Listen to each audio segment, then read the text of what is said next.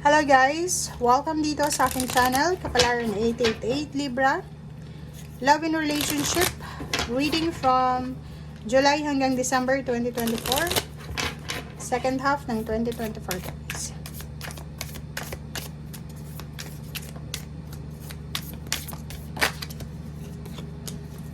Libra.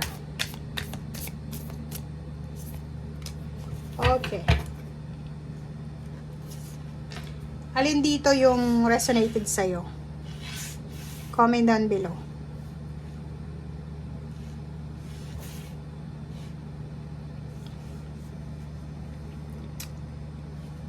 Okay guys.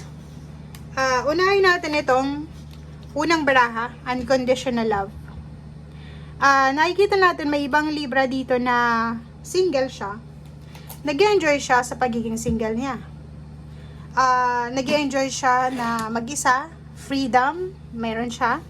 Nag-enjoy siya na wala siyang problema, walang obligasyon, walang responsibilidad. Pangalawa, may Libra ditong posibleng nagkakagusto sa isang tao or gusto niyang makipag-date. Or pwedeng may isang tao dito na gustong gusto ka. Gusto mo rin siya and posibleng magsimula ang relationship nyo sa pamamagitan ng chat or call or text or kung ano pa man.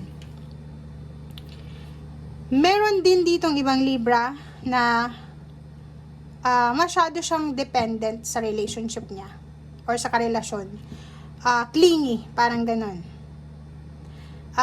May mga Libra ditong natatakot, 'di ba? Ayaw makipagrelasyon kasi natatakot sila kasi silosa, parang ganon. So, much better parang gusto nila maging single na lang kasi hindi nila kaya na may relationship sila. Kasi once na may relationship sila, nagiging toxic yung relationship. Okay? So, nakikita natin dito, meron din ditong Libra na makakatanggap ka ng isang love offer sa isang coffee shop, sa isang restaurant, sa isang cafe, or sa kung saan pa man. Okay? So, nakikita natin dito na may mga encounter or unexpected encounter dito sa mga public places na pwedeng maging dahilan ng pag-blossom ng relationship mo.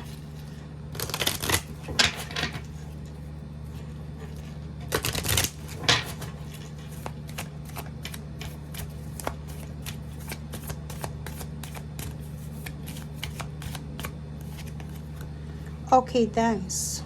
Oh. May Libra dito na parang, yun, nag-e-enjoy siya sa pagiging single niya. Nag-e-enjoy siya sa walang commitment. Yung magagawa niya lahat ng gusto niya. Walang nagbabawal sa kanya, walang nagsiselos, walang mga kung ano-ano pang mga issue. Yun ang nakikita natin na Libra dito. Na malayang malaya siya.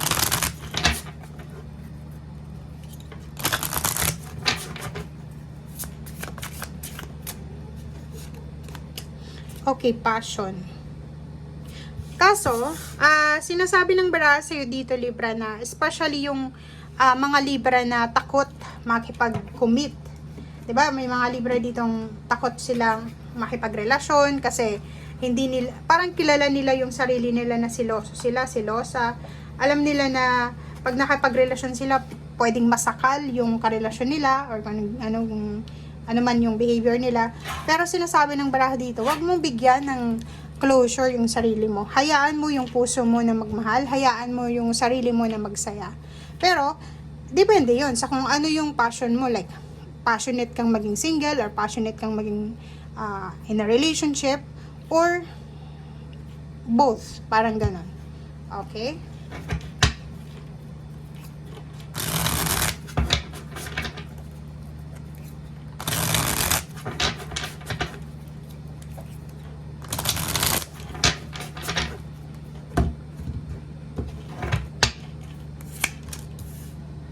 Wow.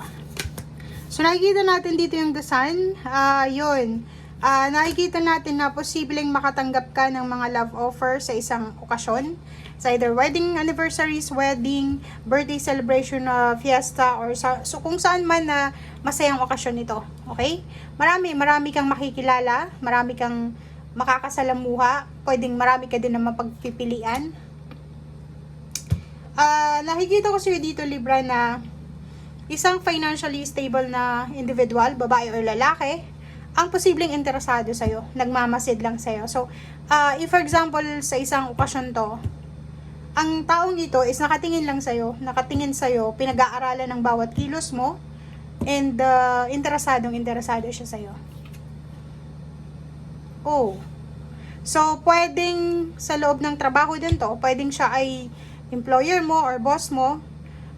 Nakikita natin dito na pinagmamasdan ka niya, pinag-aaralan niya yung bawat galaw mo. And naghahanap siya ng impormasyon galing sa'yo. Like, inaaral niya yung bawat galaw mo, inaaral niya yung bawat, yung mga gusto mo. Okay? And ang nakikita natin dito, isang taong ito is hindi siya yung tipong susuko agad. Okay? Pinag-aaralan ka niya. Oh. And nakikita ko sa'yo dito na nakikita ko sa'yo dito na makakatulong siya kasi medyo may edad na siya eh. Pwedeng senior citizen na siya or pwedeng below 60 or below 70 years old. Nakikita ko na financially stable siya and pwede siyang makatulong sa mga obligasyon mo sa iyong pamilya. Like kung breadwinner ka, ang taong ito is pwedeng maging rason para maiahon ka sa kahirapan or pwede kanyang alisin sa kahirapan. Okay? And pwedeng siya yung maging dahilan para maging peaceful, maging harmonious, balanse yung financial mong buhay and emotional mong buhay. Oh, Six of Swords, yun, di ba? Isa confirmation na sinasabi ng barahan na siya yung makakatulong sa'yo. Yung mga pangarap mong naudlot, mga pangarap mong na delay, na hang, siya din yung tutupad nun. Pwedeng gusto mong mag-aral ulit, gusto mong magnegosyo, gusto mong mag-travel, ibibigay niya yun lahat sa'yo. Oh, kita mo yan? Nine of Cups, yun. Siya yung magiging source ng happiness mo. Emotional and financial happiness. Pero, ang pwede niyang may offer sa'yo is sobrang money. Pero, ang nakikita natin dito, hindi niya pwedeng may provide sa'yo anak. Yun ang nakikita natin. Oh, 'di ba? May edad na siya eh. May edad na siya. Sobrang matanda na siya. Okay? And kahit may edad na siya, gusto niya pa rin na subukan, 'di ba? Gusto niya pa rin subukan na makasama ka niya. Talagang sobra kang mahal nito, 'di ba? Ibibigay niya yung Four of Cups sa iyo eh, yung stability, yung balance, ibibigay niya lahat-lahat para sa iyo. Baka iwanan ka pa niya ng inheritance. Okay? So, thank you guys and see you again. Bye!